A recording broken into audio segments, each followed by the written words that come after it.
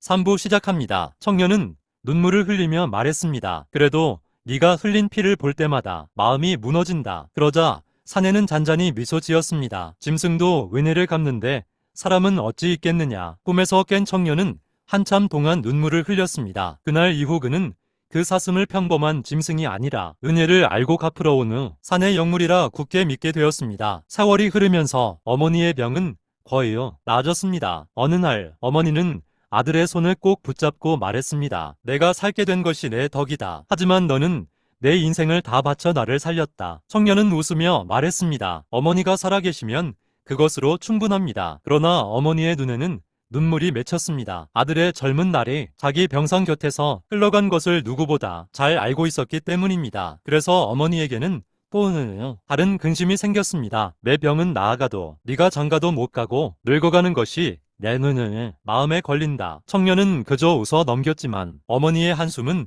그의 마음에 오래 남았습니다. 가난한 살림에 늙은 어머니를 모시며 살아온 세월을 생각하면 장가란 늘 남의 이야기처럼 멀게만 느껴졌습니다. 바로 그 무렵 사슴이 다시 나타났습니다. 사슴은 청년을 바라보며 말했습니다. 고개 넘어 큰 기와집에 사는 대감이 외동딸이 죽을 병에 걸려 있다. 온갖 의원과 약이 모두 소용없었다. 내 녹각을 뜨신 물에 배와 면포에 싸서 몸을 따뜻하게 해주고 삶은 물로 정성껏 씻기면 살 수 있다. 청년은 망설이지 않았습니다. 다음날 곧장 고개 넘어 대감집을 찾아갔습니다. 그 집은 이 고을에서 가장 큰 기와집이었습니다. 문간에는 오가는 이들이 많았고 집 안에는 긴장과 근심이 가득했습니다. 그 집의 공기는 약 냄새와 근심 그리고 마지막 기대가 뒤섞여 무겁게 가라앉아 있었습니다. 대감은 이미 딸을 살리는 자에게 딸과 재산을 아끼지 않겠다고 공언한 상태였습니다. 그만큼 딸의 병세는 깊었습니다. 청년이 나서서 자신이 치료를 해보겠다고 하자 집안 사람들은 술렁였습니다. 초라한 차림의 산골 청년이 대감집 교수의 병을 고친다니 믿기 어려운 일이었습니다. 하지만 대감은 청년의 눈빛을 오래 바라보았습니다. 그 눈빛에는 허세도 욕심도 허황된 욕망도 없었습니다. 오직 사람을 살리고자 하는 간절함만이 있었습니다. 그러나 대감은 매우 엄중한 사람이기도 했습니다. 딸의 목숨이 달린 일이었기에 그는 청년에게 분명히 말했습니다. 내 말대로 해보다가 내 딸이 살아난다면 내 공을 잊지 않겠다. 허나 허튼 수작을 부리거나 거짓으로 우리 집을 농락한다면 그때는 내 목숨을 거둘 것이다. 그 많은 마당이 공기마저 얼어붙게 만들었습니다. 청년의 등줄기에도 식은땀이 흘렀습니다. 잠깐이지만 두려움이 심장을 움켜쥐었습니다. 그러나 그는 그 두려움을 삼켰습니다. 이미 어머니를 위해서도 진실을 위해서도 물러설 수 없었습니다. 그는 고개를 숙여 예를 갖추고 담담히 대답했습니다. 소인은 사람을 살리러 왔을 뿐입니다. 허락해 주신다면 정성을 다하겠습니다. 그 말에 대감은 더 이상 막지 않았습니다. 그 아가씨는 단지 병만 앓고 있던 것이 아니었습니다. 그녀는 어려서부터 외모 때문에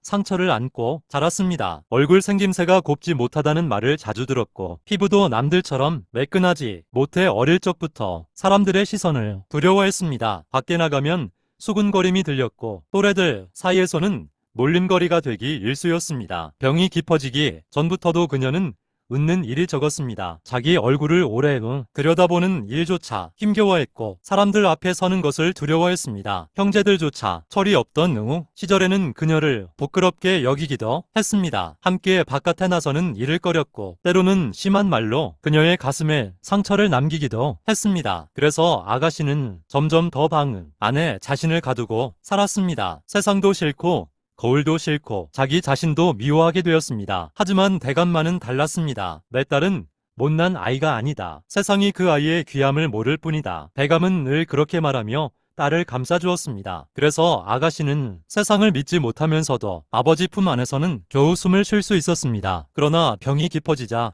그녀는 더 이상 누구도 보고 싶어 하지 않았고 산마저 놓아버리고 싶은 마음이 커져 있었습니다. 청년이 처음 방 안으로 들어갔을 때 아가씨는 그를 제대로 보지도 못했습니다. 병으로 몹시 쇠약해진 몸을 이불 속에 웅크린 채 떨고 있었습니다. 녹각을 달인 물로 몸을 덮이고 씻겨야 한다는 말을 듣자 아가씨는 힘없는 목소리로 거부했습니다. 싫습니다. 제발 나가주세요. 청년은 물러서지 않았지만 함부로 다가가지도 않았습니다. 그는 문 앞에 조용히 앉아 한참을 기다렸습니다. 그리고 낮은 목소리로 말했습니다. 아가씨, 놀라지 마십시오. 소인은 아가씨를 살리러 왔습니다. 아가씨는 떨리는 목소리로 다시 말했습니다. 왜 하필 당신이어야 합니까? 저는 남에게 보일 몸도 아니고 보여서도 안 되는 사람입니다. 그 말에는 오랜 세월 쌓인 수치심과 체념이 묻어 있었습니다. 자신은 사랑받을 수 없는 사람이라는 생각, 누군가의 눈에 들 가치도 없다는 절망이 그 말 속에 배어 있었습니다. 청년은